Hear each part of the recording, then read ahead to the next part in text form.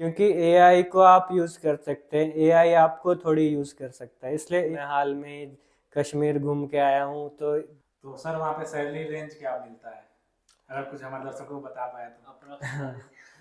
तो salary range तो मैं बता नहीं सकता, बट मैं ये कह सकता हूँ कि मैं हर महीने एक आईफोन तो ले सकता हूँ। Hello friends, hope you are doing well. Welcome to Nixon talk. आज के सेशन में आप सभी दोस्तों का स्वागत है। दोस्तों, तो आज हमारे साथ एक बड़े ही जाने पहचाने मेहमान जुड़ने वाले हैं। एक्चुअली जो हमारे सीए होते हैं, देश के एक पिलर होते हैं और हमारे देश के अर्थव्यवस्था में उनका बड़ा योगदान होता है।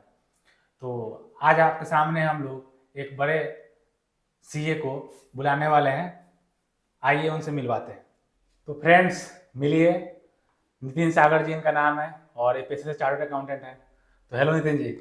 हेलो निखिल जी, बहुत बहुत धन्यवाद, आपने मेरा काफ़ी अच्छे से इंट्रोडक्शन दिया है। जरूर जी। सर।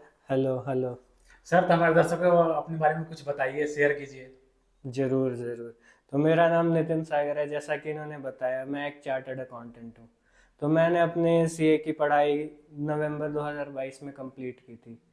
तो बेसिकली मेरे रूट्स हैं जो कि मैं बिहार से हूँ, बिहार में गया शहर से। तो मैंने अपनी 12वीं की पढ़ाई वहाँ से की थी, उसके बाद मैं यहाँ आया दिल्ली में, फिर मैंने सीए का कोर्स शुरू किया और यहीं से अपनी आर्टिकलशिप करके पूरा कंप्लीट किया सीए नवंबर 22 में।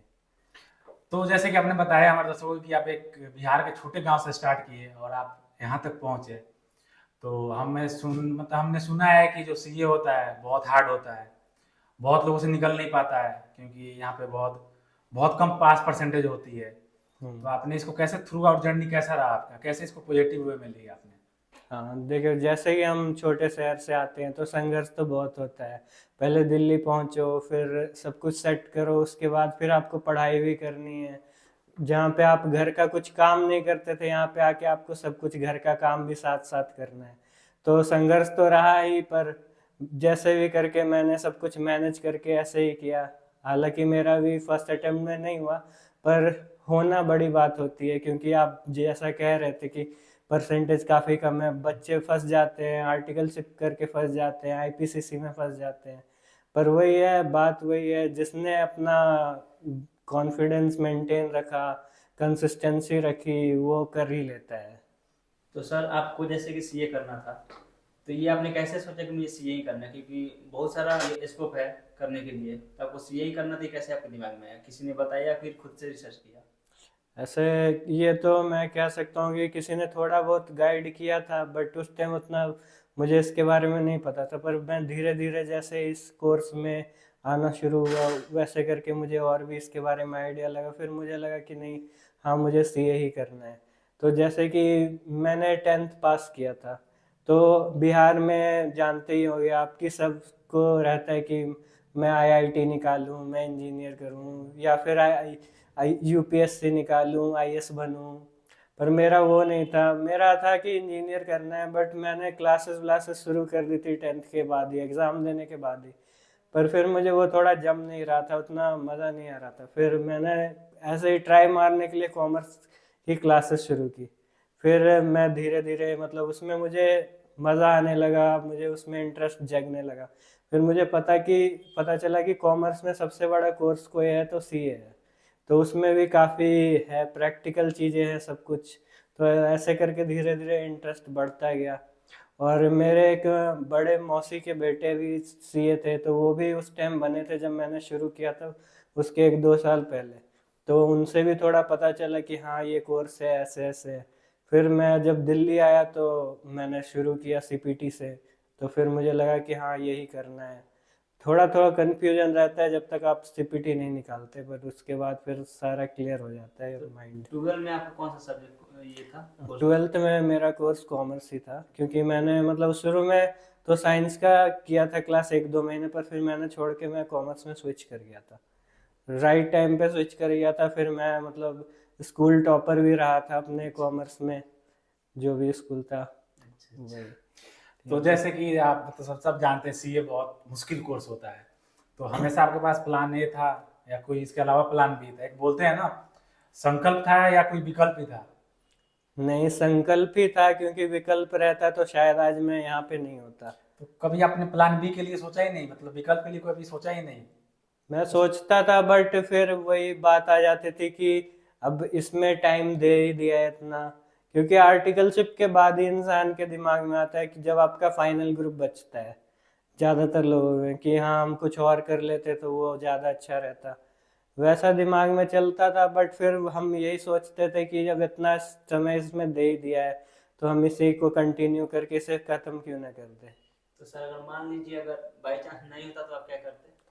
नहीं होता तो नहीं होता तो फिर वही है, और भी कोर्सेज आजकल तो मार्केट में बहुत सारे कोर्सेज आ गए हैं।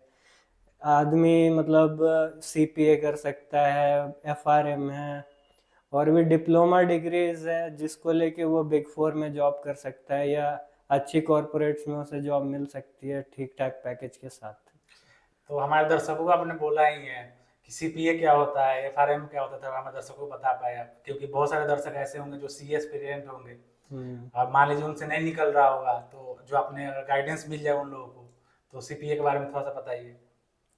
हाँ, तो सीपीए सर्टिफाइड पब्लिक अकाउंटेंट्स होता है, वो हर कंट्री का अलग अलग होता है, ऑस्ट्रेलिया का, इंग्लैंड, यूके का।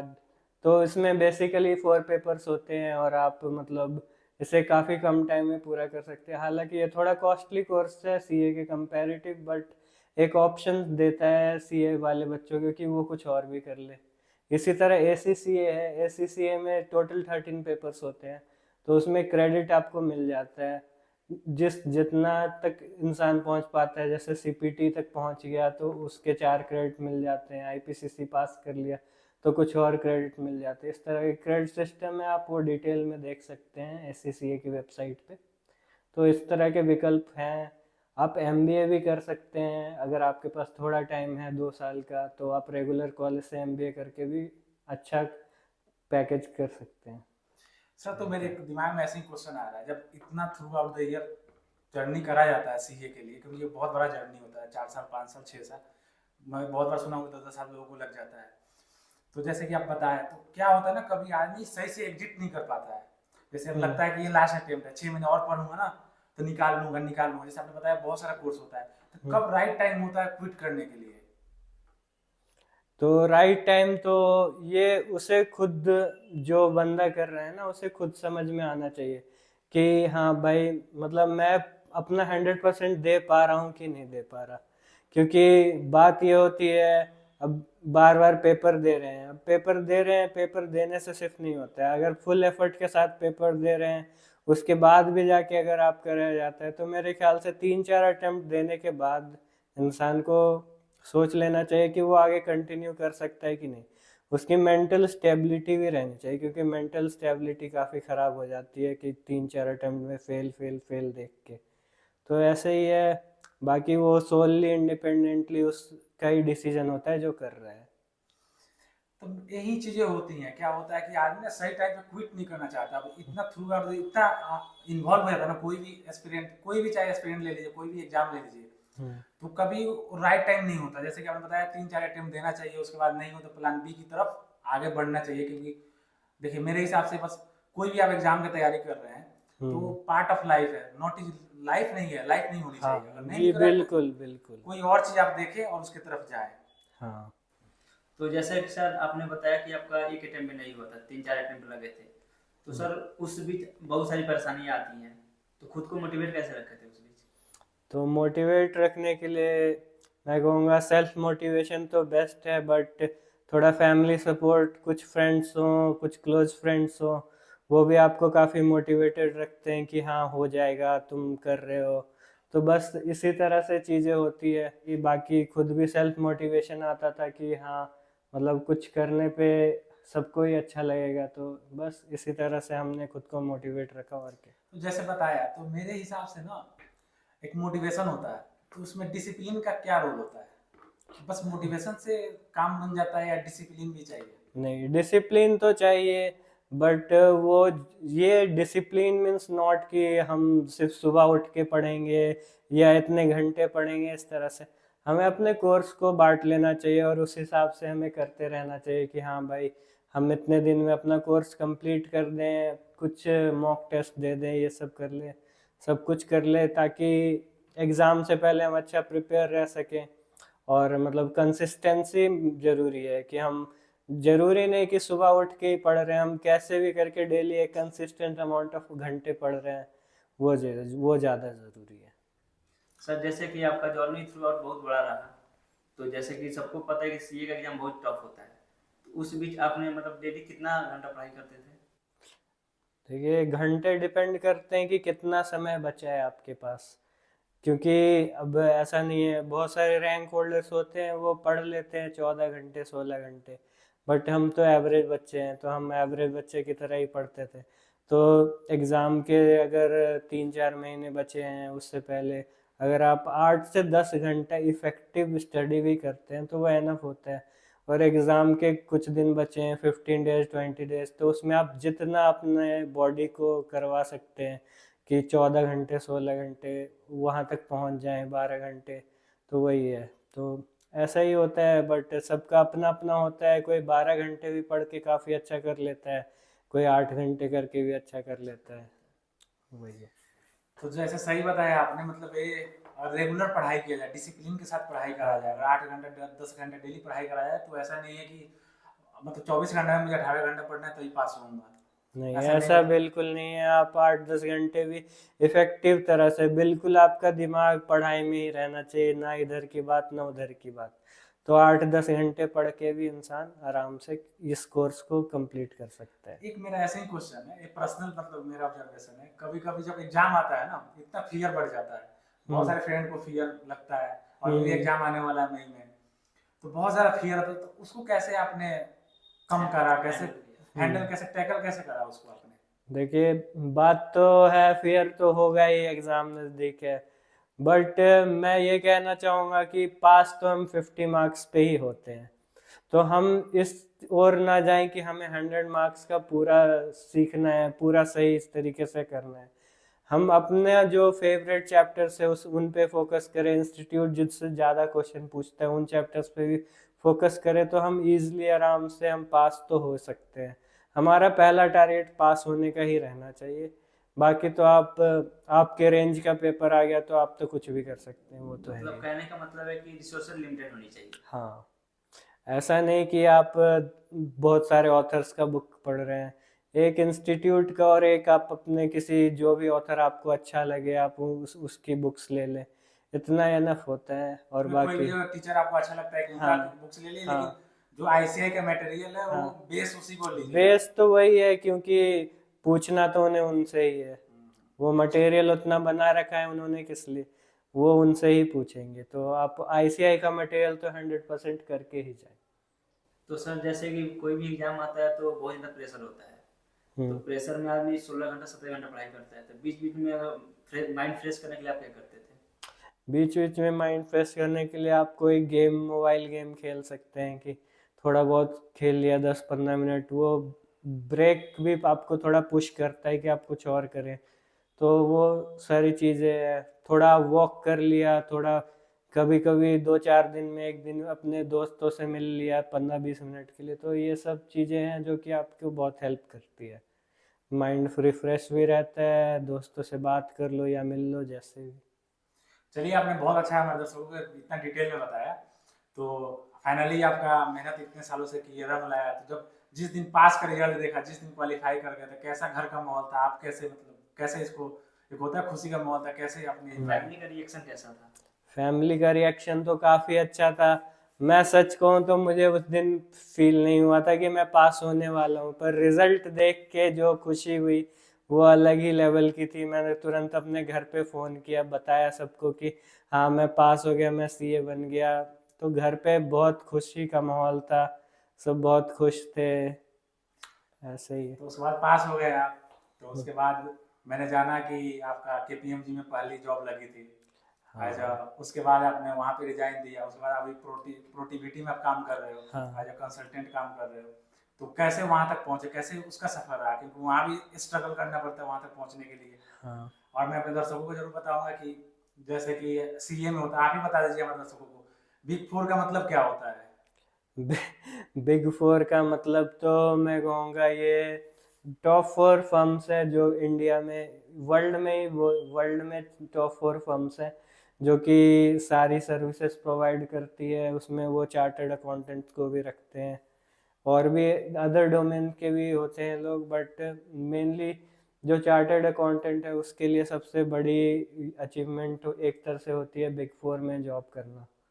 तो जो आपने पहली जॉब केपीएमजी में ली, तो वो भी तो बिग 4 में ही आती है, हाँ तो वो, आप कैसे वहां तक पहुंचे? तो बेसिकली मैं पास हुआ, फिर अब मार्केट में तो ये पहले से फैला हुआ रहता है कि सीए बन गया जॉब तो वैसे ही मिल जाएगी, पर ऐसा होता नहीं है। आपको तो उसमें भी थोड़ा स्ट्रगल करना पड़ता है क्योंकि जो आप चाहते हैं वो आसानी से तो नहीं मिलता। अब मेरा भी यही था शुरू से कि मुझे बिग 4 में जॉब करनी है, बट मैं पहले शुरू में डोमेन स्पेसिफिक जॉब ढूंढ रहा था तो इसलिए मुझे थोड़ा टाइम लग गया। पर फिर वैसे करते करते फिर मेरा इंटरव्यू 5-6 जगह ऐसे क्रैक हुआ था, उसमें से एक केपीएमजी था, तो मुझे केपीएमजी का अच्छा लगा कि मैं बिग 4 में ज्वाइन कर सकता हूँ, वो प्रोफेशनल ग्रूमिंग के लिए काफ़ी अच्छा होगा, इसलिए मैंने फिर केपीएमजी ज्वाइन किया। तो उसके बाद आपने केपीएमजी में काम लगभग कितने साल तक करा? केपीएमजी में हालांकि मैंने 6 मंथ ही काम किया, फिर मैं मतलब प्रोटिविटी में स्विच कर लिया मैंने। अभी प्रोडक्टिविटी में क्या रोल करते हैं, क्या काम करते हैं वहाँ पे? प्रोटिविटी में मैं कंसल्टेंट हूँ internal audit and accounting financial advisory में।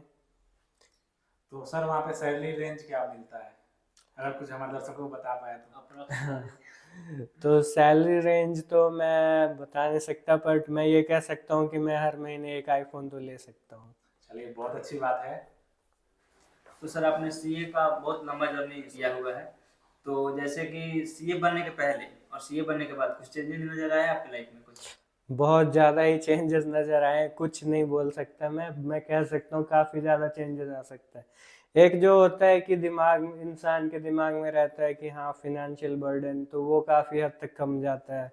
और भी है, कम से कम ये कोर्स आपको ये तो देता है कि आप कहीं भी जॉब कर सकते हो और अच्छी खासी सैलरी आपको मिल सकती है, तो ये चेंजेस है। और आपकी सोसाइटी में इज्जत भी काफ़ी होती है कि हाँ ये चार्टर्ड अकाउंटेंट है। सीए साहब बोलते हैं ना, सीए साहब है, सीए हाँ साहब। सीए साहब है, हम बिहार से हैं तो उधर तो यही बोल देंगे, तो बस यही सब है। तो सर सीए बनने के पहले आप लाइफ अच्छा से एंजॉय करते होंगे, फ्रेंडशिप हो गया, मतलब घूमना फिरना सब कुछ, लेकिन सीए बनने के बाद तो वो सब नहीं होता होगा क्योंकि एक जिम्मेदारी आ जाती है काम करने की, ऑफिस का काम सब कुछ। हाँ वो ऑफिस का काम तो है, पर फिर भी आपके पास वीकेंड्स हैं, फिर और भी छुट्टियां हैं, तो आप उस समय भी तो एंजॉय कर सकते हैं ना, क्योंकि काम तो सबको करना ही है। अब चाहे वो कुछ भी काम करे तो उसके लिए तो है ही, और छुट्टियां होती हैं एंजॉय करने के लिए, तो आप उस टाइम दोस्तों के साथ, फैमिली के साथ एंजॉय कर सकते हैं।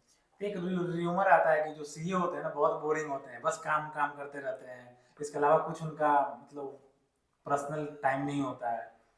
तो कुछ बताना चाहेंगे कि आप मतलब कि टाइम मिलता है नहीं मिलता आफ्टर सीए बनने के बाद? नहीं, टाइम तो आपको खुद निकालना पड़ेगा, टाइम तो कम ही मिलता है क्योंकि हर जगह वर्क प्रेशर ये सब, तो ये सारी चीज़ें तो पार्ट ऑफ लाइफ है, ये तो चलती ही रहेगी। अब घूमने का फिरने का तो वो है, बोरिंग बिल्कुल नहीं होते। मैं हाल में ही कश्मीर घूम के आया हूँ, तो बस ऐसे ही चलता है। आप कभी भी ट्रिप मार सकते हो, ऐसा कुछ नहीं है। काम तो चलता ही रहेगा, पर बाकी सारी चीज़ें भी साथ में लेके चलनी होती है। तो इस रिसेंटली एक बहुत सारा न्यूज आ रहा है, एआई, आपने सुना ही होगा, आपसे तो अछूता रहा नहीं होगा एआई के बारे में। हाँ। तो लोग बोलते हैं अब सीए का डिमांड नहीं रह जाएगा क्योंकि सीए जो रिपीटेशन काम करते हैं तो एआई आके उनको रिप्लेस कर देगा। तो इसको कैसे देखते हैं आप, मतलब ऐसा पॉसिबल है क्या कि बहुत सारे सीए एस्पिरेंट को ये डर लगता है कि फ्यूचर में उनका जॉब ही नहीं रहेगा एआई की वजह से? ऐसा नहीं है, सिर्फ उनका जॉब खतरे में हो सकता है जो एआई को यूज नहीं करना जानते, क्योंकि एआई को आप यूज कर सकते हैं, एआई आपको थोड़ी यूज कर सकता है, इसलिए एआई को यूज करना इम्पोर्टेंट है।